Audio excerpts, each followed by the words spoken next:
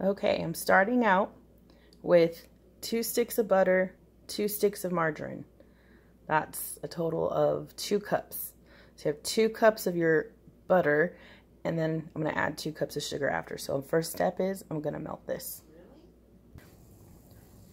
Okay, Deborah, after my butter's melted, I had it on high. I'm going to put it down to low. And I'm adding just over 2 cups of sugar. I'm trying to do this in film, and yeah. Alright, so I added my sugar. Whoops, on my spoon. Mix it all up. Blending it together. Ooh, it's going to get thick. Sorry, I'm trying to do this without letting my camera get fogged up. Alright, here we go. Alrighty, so I'm mixing the 4 sticks of butter, well, 2 sticks of butter, 2 sticks of margarine, 4 sticks total. I melted them in a pot on high. Now, I lowered it to low, the stove temperature, and I'm mixing the sugar with the butter, and it's making like a, I don't know, how would you describe this consistency? But it's thick-ish, I guess. I don't know. But it's almost like a, I don't know, like a glaze kind of consistency. But anyway, I'm going to continue stirring that. And then once it's all mixed together, I'm going to try to scrape some here off my spoon. There's a lot of it on my spoon. Okay. So now that I've got it all mixed, I'm going to return to high. Ooh, turn it back on high.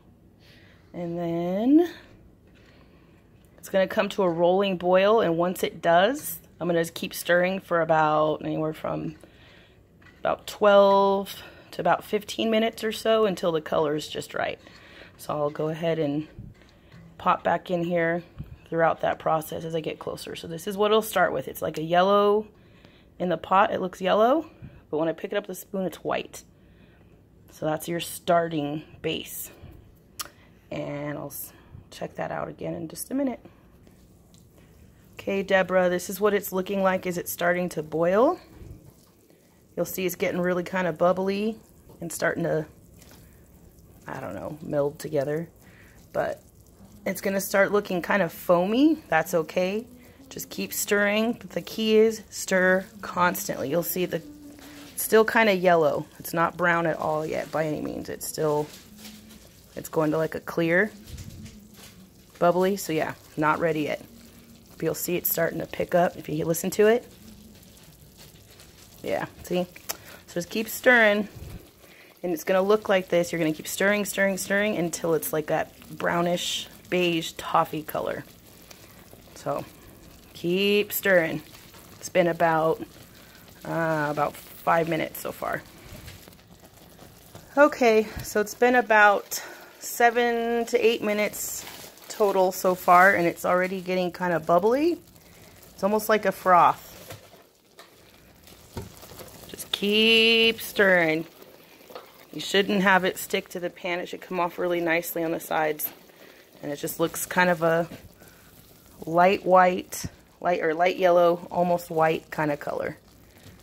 So yeah, keep stirring. Okay, we're getting close. It's really thick. You'll see it's still really light though, so we're just gonna keep stirring. Oops, sorry.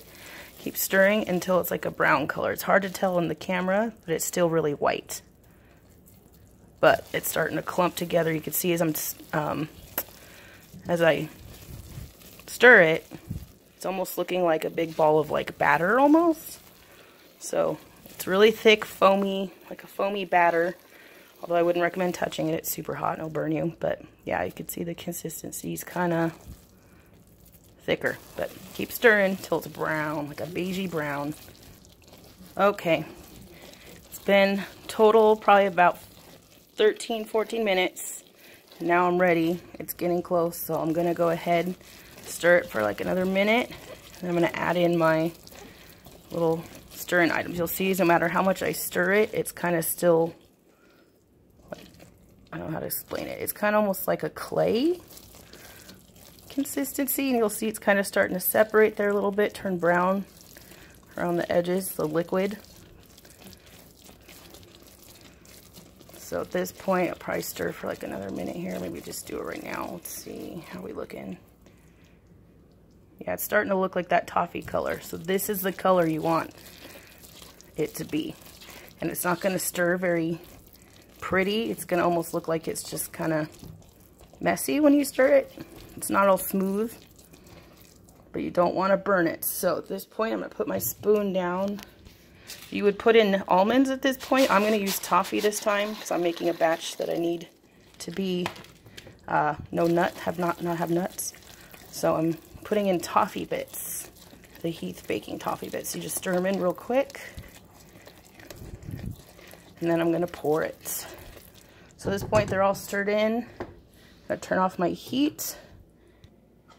All right, so here's the pot. I'm going to pour it in the pan. And it's really hot. You can see that toffee color. And then I'm just going to smooth it really quick with a spatula. And I have parchment paper in the pan. It's not wax paper. Big difference there. So just smooth it out and let it set for probably about like a minute before you put the chocolate on it. Okay, watch out for thin spots. I used a really big tray. But you get the idea. So it's going to be kind of almost like a clay, and it'll kind of go where you want. Alright, so that's the color you want. I can see it. It's like a brown, beigey color, and it'll look a little stripy. Anyway, so let that set for about a minute, maybe 2 minutes, and then put the chocolate chips on. Okay, so it's been just a few minutes. I'm going to sprinkle on some chocolate chips. I use the mini chocolate chips because, well, that's what I have right now, but it's also they melt quicker and faster, so you can get it done faster if you're in a hurry. But I'd cover, not the whole thing, but just make sure there's enough evenly spread around. Get a soft little plate. I just had like a paper plate's worth on there. And, whew, it's hot. But you'll see some are starting to melt already. You can try spreading it. Nope, see the toffee's moving.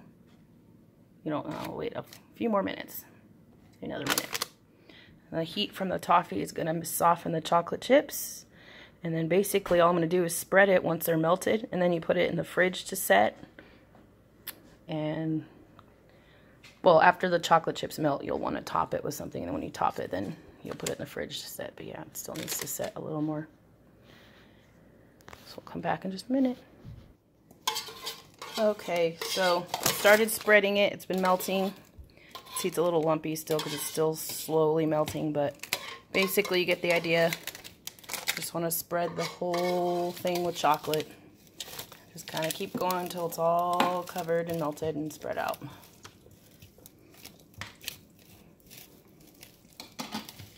So just keep going. It's set a little bit more. It's not quite as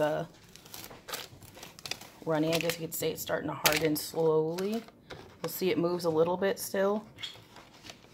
But I'm just really lightly going over it with the spatula. You'll see it's kind of moving, but just slowly work at it and it'll start to melt. I'm trying to do this with my other hand so I can film, but you get the idea.